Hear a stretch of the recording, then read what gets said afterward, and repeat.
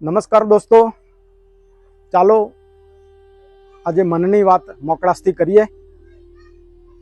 મિત્રો, આજે સાહિત્ય સંવાદના મંચ ઉપર હું આજે એક એવા પુસ્તકની સમીક્ષા કરવા જઈ રહ્યો છું જે મનુષ્ય જીવનના અંદર આધ્યાત્મિક યાત્રામાં ખૂબ મહત્વનું અને ગૂઢ રહસ્યો જાણવાનું એ ઉપયોગી થાય એમ છે. જાણવું અને સમજવું જરૂરી છે. મિત્રો, આ કુંડલિની પુસ્તકની વાત કરું છું. કુંડલિની હિન્દુ ધર્મમાં સિદ્ધ સંતો મહંતોએ કુંડલિની વિશે વિશેષ જાણકારી આપી છે. એમ દરેક ધર્મમાં કુંડલીના જુદા જુદા નામો પર એની ચર્ચા કરવામાં આવી છે. ઇસ્લામ ધર્મમાં રૂહ વા તવજ્જહ નામે ઓળખવામાં આવે છે, તો ખ્રિસ્તી ધર્મમાં રૂહા તરીકે ઓળખવામાં આવે છે. પરંતુ આ ઉર્જાને દરેક ધર્મમાં જુદા જુદા નામે ઓળખવામાં આવે છે. ચાલો આપણે પુસ્તકની વિશેષ જાણકારી મેળવીએ. પુસ્તકનો વિગતવાર પરિચય કરીએ. હવે તો આ પુસ્તકમાં કુંડલીની શક્તિ વિશે ઘણી માન્યતાઓને તોડીને એક વૈજ્ઞાનિક અને અનુભવી દ્રષ્ટિકોણથી સમજવાનો પ્રયત્ન બે લેખકોએ કર્યો છે.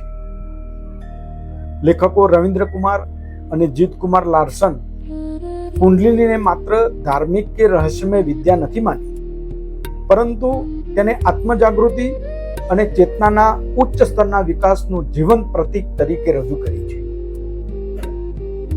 જે કંઈ બાબતો એમણે મૂકી છે બધી અનુભવને આધારે મૂકી છે.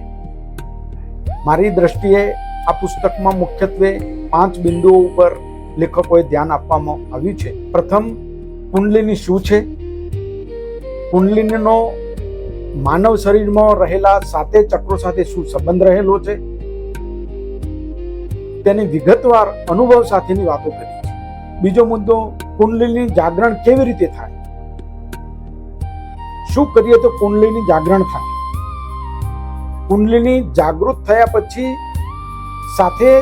સાતે ચક્રો પર તેની શારીરિક, માનસિક અને આધ્યાત્મિક સ્તરે શું અસરો થાય છે તેનું વિગતવાર વિવરણ જો તો માનસિક રીતે ત્વરિત પ્રભાવ થતું હોય છે, અને તેને હું અનુભવી છું.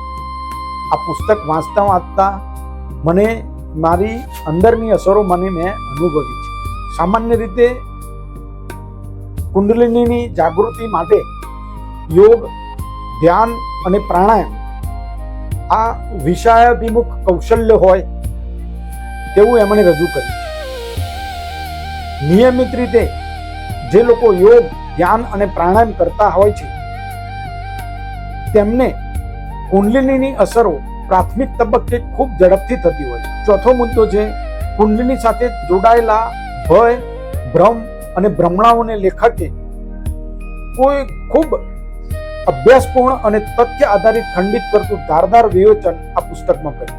જૂઠાણાઓથી દૂર રહ્યા છે, ભ્રમિત વાતોથી દૂર રહ્યા છે અને વાસ્તવિક વૈજ્ઞાનિક ઢબે અનુભવ સાથેની વાતો એમણે લખી છે અને વાંચવા જેવી છે. 5મો મુદ્દો છે આત્મજાગૃતિ, શાંતિ, પરમ શાંતિ અને પરમ આનંદ તરફ દોરી જતી સફર તરીકે કુંડલીની રજૂઆત ખૂબ રસ પડે તે રીતે કરવામાં આવેલી છે. કુંડલીની જાગૃત થયા પછી આત્માની જાગૃતિ કેવી થાય છે, માણસમાં શું ફેરફારો આવે છે, એમના જીવનમાં શું ફેરફારો આવે છે, શાંતિ, પરમ શાંતિ અનુભવાય છે. પરમ આનંદની વાત છે. જે 7 ચક્રો પાર કર્યા પછીનો જે અનુભવ છે એ લેખકોએ પોતાના અનુભવના આધારે, સિદ્ધ સંતો મહંતોના અનુભવના આધારે, વૈજ્ઞાનિકોની ક્વોન્ટમ થિયરી છે એનો પણ ધારણાઓ ધ્યાનમાં લઈને વિગતે ચર્ચા કરી છે. આ પુસ્તકના લેખનની વિશેષતાઓ જોઈએ તો આ પુસ્તકની ભાષા ખૂબ સરળ, તથ્ય આધારિત અને અનુભવથી રજૂ થયેલી છે. વધુમાં આધ્યાત્મિકતાની સાથે સાથે વિજ્ઞાનનો પણ સમન્વય સારી રીતે જોવા મળે છે અને એમણે જોડ્યો છે. આ પુસ્તકને તત્વજ્ઞાનની રીતે કઠિન બનાવીને નહીં, પરંતુ દરેક વ્યક્તિ સુધી પહોંચાડવા માટે સરળ રીતે સમજી શકાય તેવી લાયક સરળ ભાષામાં રજૂ કર્યું છે.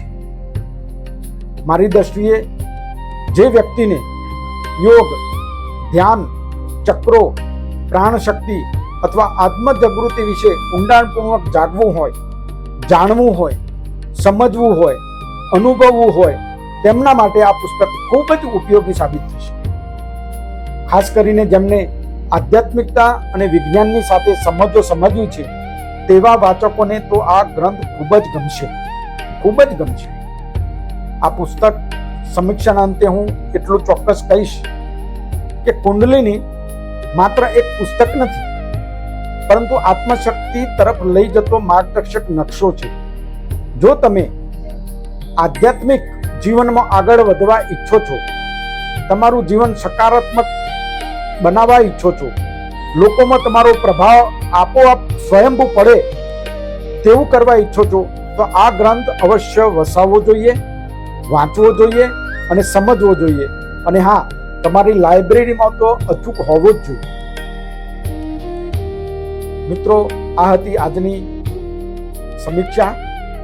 આશા છે કે આ પુસ્તક તમને આત્મશક્તિની અનોખી યાત્રા માટે જરૂર પ્રેરિત કરશે. હવે મળીશું કોઈ નવા પુસ્તકની સમીક્ષા સાથે, કોઈ સારા વ્યક્તિની સાથે. ત્યાં સુધી નમસ્કાર. હર મહાદેવ.